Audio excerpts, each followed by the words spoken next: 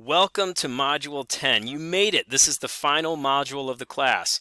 And the best part about this is the material in this module is actually very similar to what we were just doing in Module 9. So we're going to continue focusing on hypothesis testing. The only difference is now it's going to involve two samples, whereas back in Module 9 we were always doing hypothesis testing involving a single sample. In this video, I'm going to talk about hypothesis testing for a difference of two means. And I think that you'll see exactly what I mean by that after I go through this example right now. So suppose a researcher wants to study the effectiveness of a new low-fat diet. A random sample of 100 people are assigned to a group 1, that follows this specific new low-fat diet, while another random sample of 100 people are assigned to another group 2, that follows a diet that is not as low in fat, but similar in calories. The average weight loss of those in group 1 is 9.31 pounds with a standard deviation of 4.67, and the average weight loss of those in group 2 is 7.4 pounds, and that has a standard deviation of 4.04. Okay, so let me just summarize what we have at this point. We have group 1, which is our new low-fat diet, and we can say that the average weight loss from the people in the sample on that diet was equal to 9.31 pounds. Okay, now in group 2, let's just call this the older diet. And when I say the older diet, I mean the diet that is not as low in fat. And the average weight loss in that sample is 7.4 pounds. Okay. Now, one thing that we need to note here is that the people that were on diet 1 are completely different from the people who were on diet 2. And so I'm going to say that these two samples are what I'm going to call independent. Okay, and that's actually going to have some implications, especially later on in this module, once we talk about some other types of samples that might be dependent or that might be connected a little bit. But right now, since we have the people in this group are completely different from the people in this group, we say that these two samples are independent. Now, something that's worth noting here is the difference between these two sample means is 1.91 pounds. And so if we looked at x bar 1 minus x bar 2, you get 1.91. And so if you were just going from the point estimates, you might conclude that the average weight loss from diet 1 is going to be a little bit better than the average weight loss from diet 2. But remember, we saw this before. Point estimates are sometimes not the greatest estimates. And the reason is there is actually a distribution of sample means for x bar 1, and there's also a distribution of sample means for x bar 2. So when we're talking about the average weight loss for the people in the sample on the new diet, we don't know where 9.31 is in relation to the true population mean weight loss for those on the new diet. Is 9.31 here? Is 9.31 here? We really don't know. Same thing with the old diet or the people that are on diet 2. There is a distribution of sample means, and the big question is, as we're looking at this right here, while the mean of that distribution is mu2, and that's kind of one of the things that we would be more interested in, we don't know where 7.4 is in relation to that mean. But one of the cool things that happens is this. There ends up being a sampling distribution for x bar 1 minus x bar 2, just like there is for x bar 1 and x bar 2 individually. And by the way, our sample size here was greater than 30, and our sample size here was also greater than 30. They were both at 100, and so as a result, we could assume that those individual distributions were approximately normal.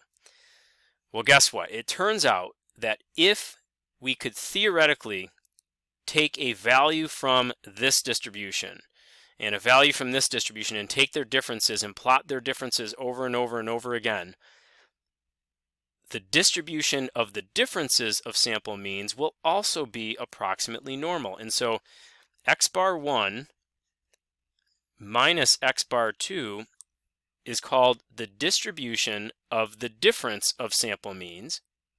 And the middle of that distribution is probably what you would think it would be. It ends up being mu1 minus mu2. And this is a little bit more of a complicated distribution when we start talking about things like the standard deviation of it and stuff like that. But we're not going to worry about that so much. What we are going to focus on is we're going to focus on the information that this can actually reveal. Because ultimately, we are trying to compare the average weight loss of those people on diet 1 in the entire population with the average weight loss of those people on diet 2 in the population. And that comparison can be made through this mean in this distribution. So let me scroll down here a little bit and I'll note some hypotheses. So in a case like this, our null hypothesis would be mu1 minus mu2 is equal to 0. Because our null in any hypothesis test is that there's no change. And so in this context, we'd say that there's no change in the average weight loss between those that are on diet 1 and those on diet 2. So this literally says that there's no change. And notice that this is the same thing as saying that mu1 is equal to mu2. Now the alternate hypothesis, based upon what we've collected and maybe what researchers are thinking that this new low-fat diet is going to be a little bit better in terms of its results, the alternate hypothesis would be that mu1 is most likely greater than mu2. And so remember what we learned in the last module. We saw that whenever you do a hypothesis test, you assume the null hypothesis to be true. So that means in the context of this distribution, it means we would be saying that mu1 minus mu2 is equal to 0. So let's assume that there is no difference in the average weight loss in the populations in the two diets. And so we would want to figure out the probability of getting something as extreme or more extreme than what we observed in our data. And so we would want to be figuring out this type of an area. And the calculator has all of this programmed in to the tool 2SAMPTTEST. And so we're not going to have to worry about test statistics or anything like that, or we're not going to be doing normal CDF. But you can imagine that that's exactly what's going on, is the same like standardizing procedures that we've talked about before, and the same evaluation of areas using the tools that we've also talked about before. But for us, it's going to be all about recognizing that we're doing a problem involving two samples, and so that this, just recognizing that this is kind of the underlying distribution, setting up our hypotheses, and then using this tool. So let's dig into this tool in the calculator now. So we're going to press Stat, and I'm going to go over to Tests, and 2SAMPTTEST is down at number 4. And the reason it's 2SAMPTTEST is because we only have information from our samples. And so that suggests that we are not assuming that we know anything about population standard deviations or anything like that. So this underlying distribution that we're working with is actually a type of t distribution. Okay, it's going to be really important to note what our first group is and our second group is in all of these problems, because you're going to see in the calculator it's going to reference your first group and then your second group. And so here, thankfully we've already done this, and so we could say group 1 is the new diet. So when I enter my information, I'm first going to say 9.31, and then the sample standard deviation for that distribution we know would be, we had it up here, for that first group it was 4.67. And our sample size was 100. And in the second group, the sample mean was 7.4. Whoops, let's change that, make that 7.4. And the sample standard deviation is 4.04. The sample size again in that second group is 100. And the alternate hypothesis in our case is mu1 is greater than mu2 because we're kind of expecting this new low-fat diet to be better. Now, throughout this class, we're not going to talk about this pooled concept, so you can always leave this on no right now. If you're interested in what it is, you can read about it in the textbook or in the ebook, but we're not going to talk about it right now. So we're just going to scroll down and we are going to press calculate. And when we calculate, we get the following. We get a p-value.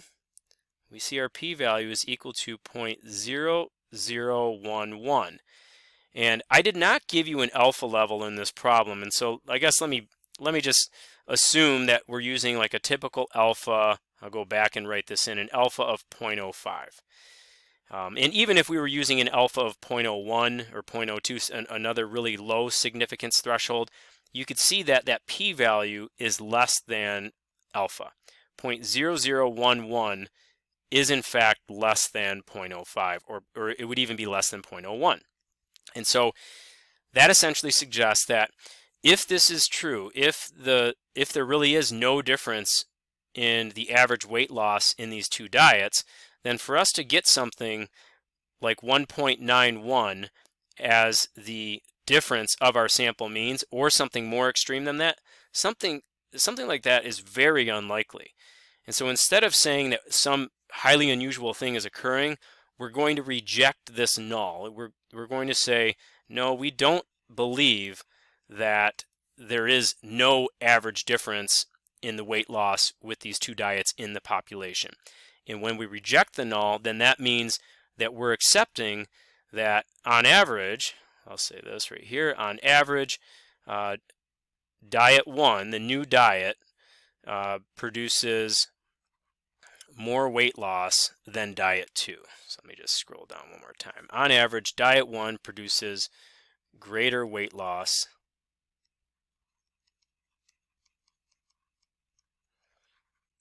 than diet 2.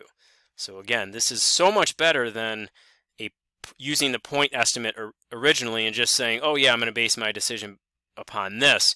Instead, we look at it from a highly analytical statistical point of view, and we see through this concept of a p-value that getting that result of 1.91 would have been so unlikely had there really been no difference in these two diets. And so instead we conclude, no, there is a difference in these two diets. And so this would be your statistical justification to maybe try diet 1. So hopefully this example kind of just walks you through what this process is going to be like throughout this module, or at least in the beginning of this module. And a lot of what we're going to be doing is relying on 2SAMPTTEST. I will tell you that we will never use 2SAMPZ-test in this class. It's always going to be 2SAMPT-test, at least for right now. And in the next video, I'm going to walk you through a couple of more examples that do a lot of this, but in the next one, I'm not going to worry so much about the underlying theory and things like that.